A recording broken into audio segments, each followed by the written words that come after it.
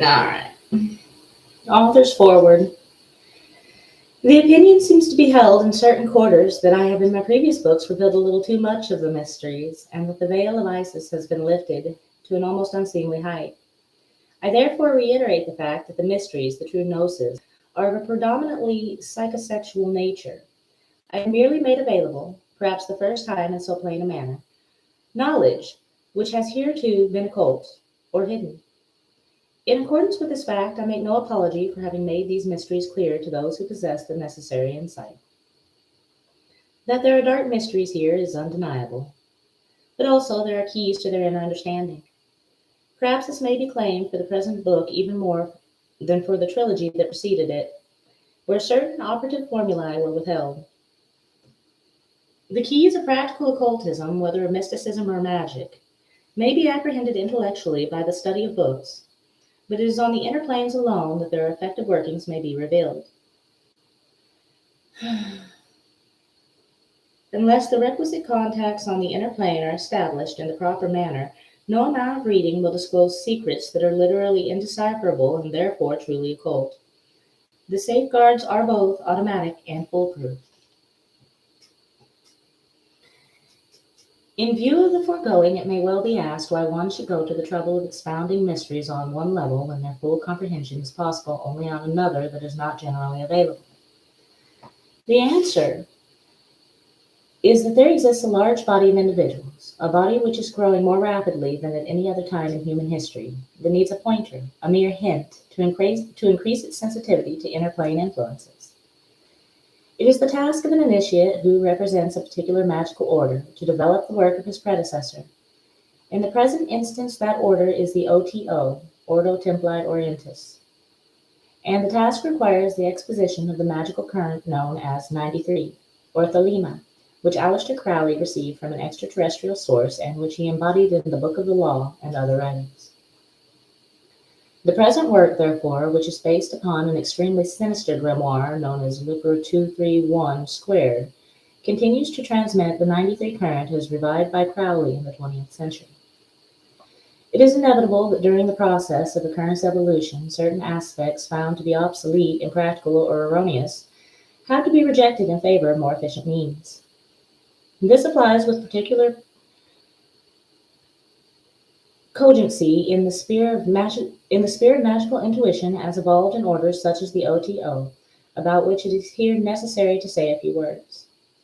The system of initiation employed by the OTO, of which Crowley was the head in his day, was based upon a Masonic structure. Crowley did not alter that structure, although he revised the rituals of the lower degrees of the order after he had been charged with infringing the rights of Orthodox Freemasonry. Since those days, circa 1915, the entire system of lodge and ritual working has been abandoned. Excuse me.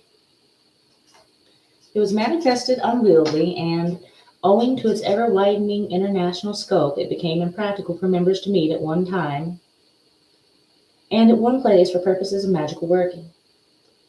But above all, the Masonic structure no longer accords with new Aeon consciousness and attitudes. In other words, the Masonic formula is out of the true and no longer represents the universal design of a mystical and magical attainment. The old Aeon systems of Masonry were based upon the square and founded upon a concept of male supremacy, symbolized by Osiris, Solomon, and other patriarchal figures. The new OTO was founded upon the circle, the goddess, the mother whose child is her symbol. It is thus a seeming revival of an earlier, in fact the earliest ethos, in that it involves the worship of the primal goddess who, knowing no god, was later cast out as godless, and therefore, by a mode of the same curious logic, devilish.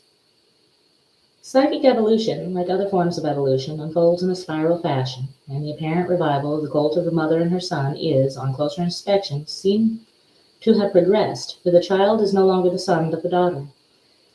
The advance in types is too abstruse for discussion here.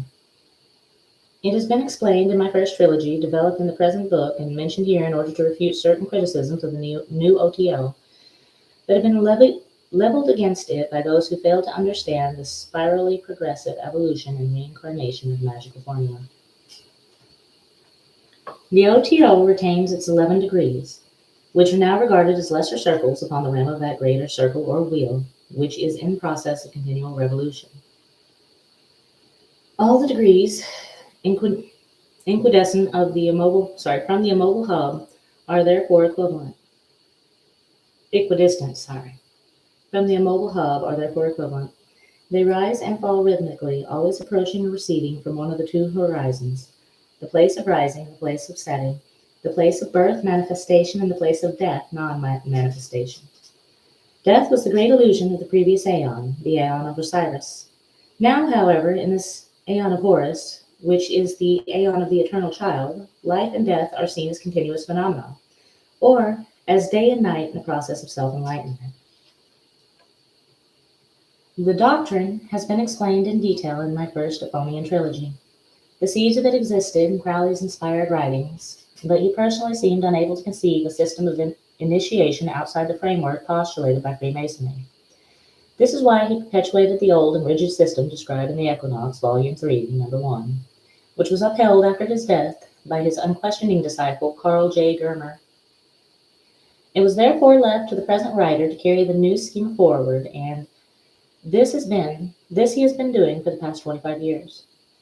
The foregoing remarks have been prompted by the many letters concerning the 93 current in the OTO received after publication of my previous books. It is hoped that the function of the newly organized order will now finally have been clarified. Special thanks and acknowledgments are due to Mr. Michael, I'm not sure if I'm pronouncing this right, Burtux, head of the Black Snake Cult, for material to which I have referred in the introduction to Part 1 and elsewhere. To Mr. Gary Straw and Miss Margaret Cook and the editors of the Cincinnati Journal of Ceremonial Magic for permission to quote from the Liber Pinae Praenumbra and material pertaining to the cult of Nat, to Mr. Michael McGee for supporting the work of the OTO in his magazine, Sophis, and to Mr. John Simmons for allowing me the use of Crowley's writings.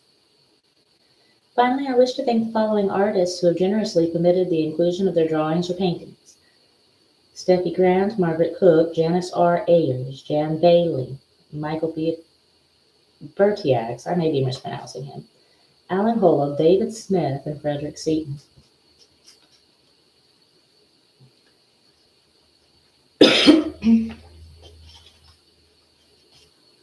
Part 1, Trees of Eternity. Introduction. The Tree of Life is a key to occult power in both a mystical and magical sense. Numerous books have been written about the 10 Sephiroth and the 22 paths evolved by human consciousness in its attempt to comprehend macrocosmic powers in terms of macrocosmic values. Occultism in the West, however, has been dominated by interpretations that take into account only the positive aspect of this great symbol.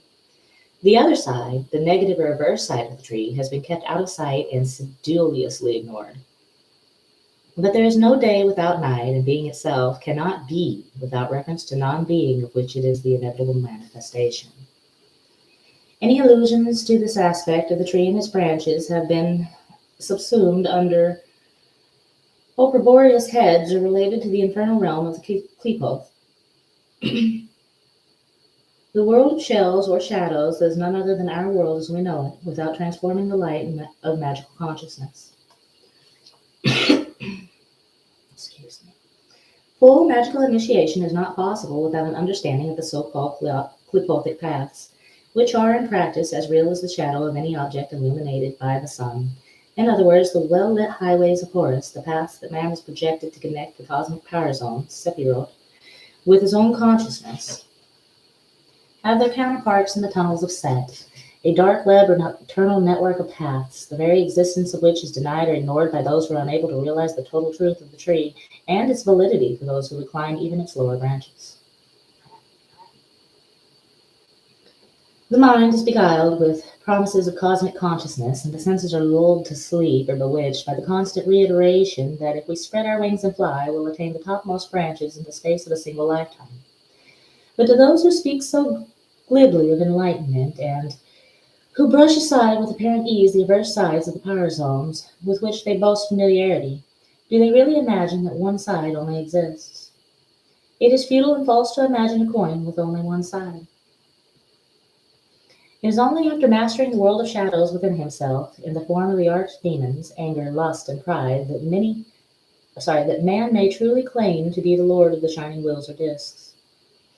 It was partly due to Father Ackard's work on the tree that I first realized the multidimensional nature of its many aspects. It then assumed for me a totally different form. It was no longer a mere diagram symbolizing a precise thought complex system of spiritual attainment. It came alive, rounded out, and appeared to be as different from a diagram as a country from its map. I became aware that the tree had not only a top and a bottom, but a front and a back, and although Ackett did not develop his thesis in quite the way in which I then began to view the matter, he was nonetheless aware of its backward implications.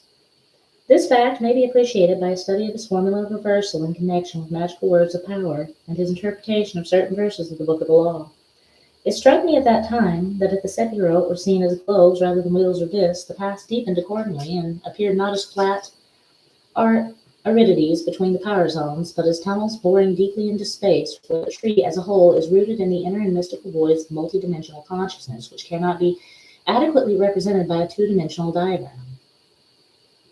I am fully aware that the various regions of the power zones are dangerous territory, and at the outset I would remind those who feel that such an exploration had better not be made that one cannot begin this initiation or journey inward as one begins the ascent from Malkuth. For only by projecting consciousness through Da'at, the gate of the abyss, can one enter the kingdom of infernal spaces that is under the dominion of, this one I have trouble with, Chronozon. One has therefore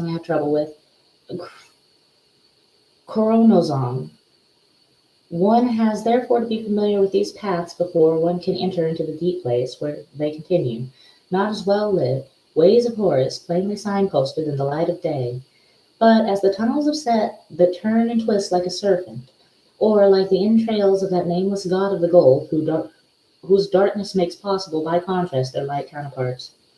If this is borne in mind, it will not be necessary to charge me with irresponsibilities towards those who may be lured, even against their will, to commence a journey for which they are improperly equipped and which may therefore prove fatal.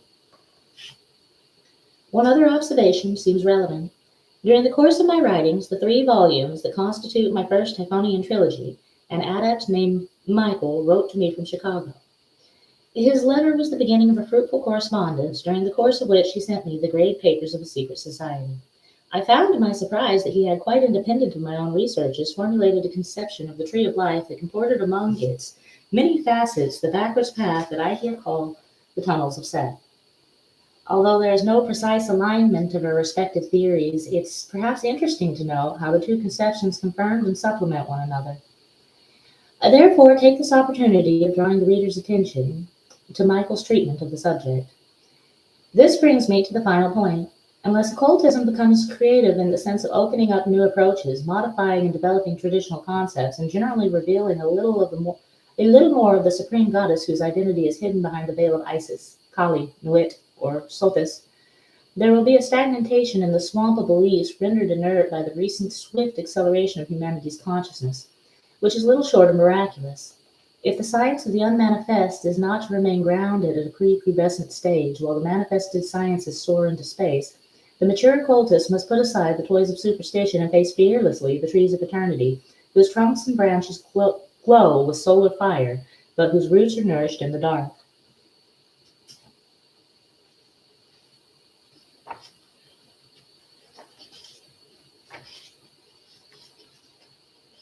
All right, I'm going to stop here for now.